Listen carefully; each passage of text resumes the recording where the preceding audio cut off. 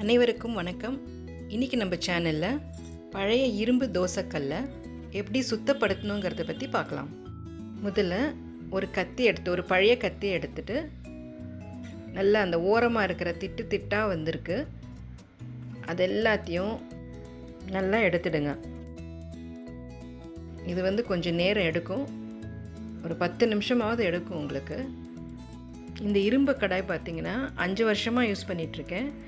இது ஆக்சுவலாக 10 வருஷத்துக்கு மேலேயும் உழைக்கும்னு சொல்லியிருக்காங்க. அதனால தான் இப்போ க்ளீன் பண்ணிக்கிட்டு இருக்கேன்.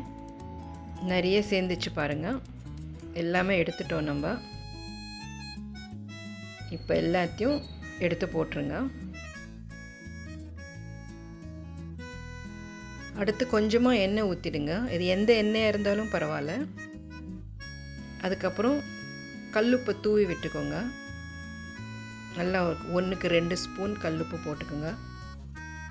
அதுக்கப்புறமா எலுமிச்சம்பழச்சாறை நல்லா பிழிஞ்சு எடுத்துக்கோங்க.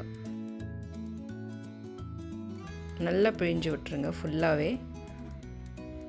ஓரத்துல எல்லாம் கூட பிழிஞ்சிடுங்க. இப்போது ஒரு ஸ்டீல் மெஷ்ஷை வச்சு நல்லா தேய்ச்சிக்கோங்க.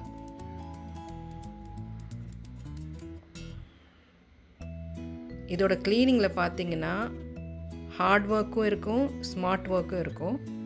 நம்ம தளபதி விஜய் சொல்கிற மாதிரி, ஒரு பாட்டில் சொல்கிற மாதிரி, ஹார்ட் ஒர்க்கும் வேணும், ஸ்மார்ட் ஒர்க்கும் வேணும்னு சொல்கிற மாதிரி இருக்கும்.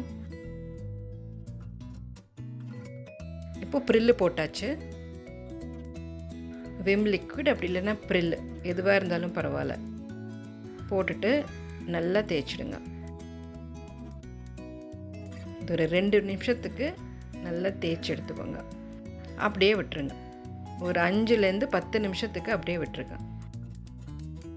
இப்போ எடுத்துட்டு ஒரு குழா அடியில் நல்லா ஃபோர்ஸாக தண்ணியை விட்டு கழுவிடுங்க.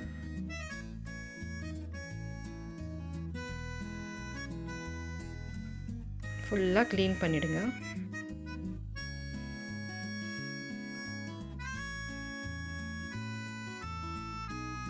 அவ்வளோதான். இது எடுத்து வச்சுட்டு திரும்ப ஒரு முறை ப்ரில் லிக்விடை போட்டுட்டு தேய்ச்சிடுங்க.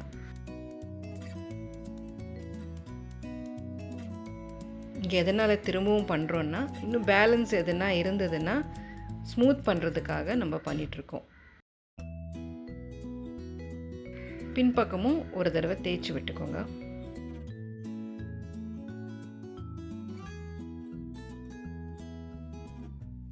அவ்வளோதான். நல்லா கழுவி எடுத்து வச்சுக்கோங்க. ஒரு சுத்தமான துணியில் நல்லா தொடச்சி எடுத்து வச்சுக்கோங்க.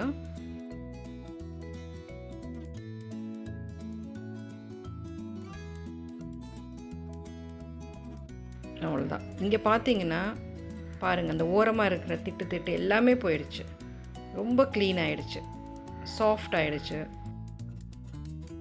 இப்போது இதை ஸ்டோர் பண்ணுறது எப்படின்னு கேட்டிங்கன்னா, கொஞ்சமாக எண்ணெய் எப்போவுமே ஊற்றி அதில் இருக்கணும். அது எண்ணெயோடையே இருக்கணும்.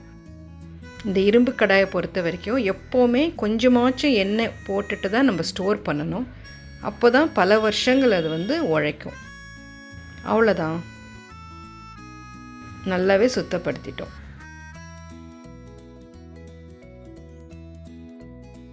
இப்போ டைரெக்டாக நீங்கள் தோசை ஊற்றுறதா இருந்தால் கூட நீங்கள் ஊற்றிக்கலாம்.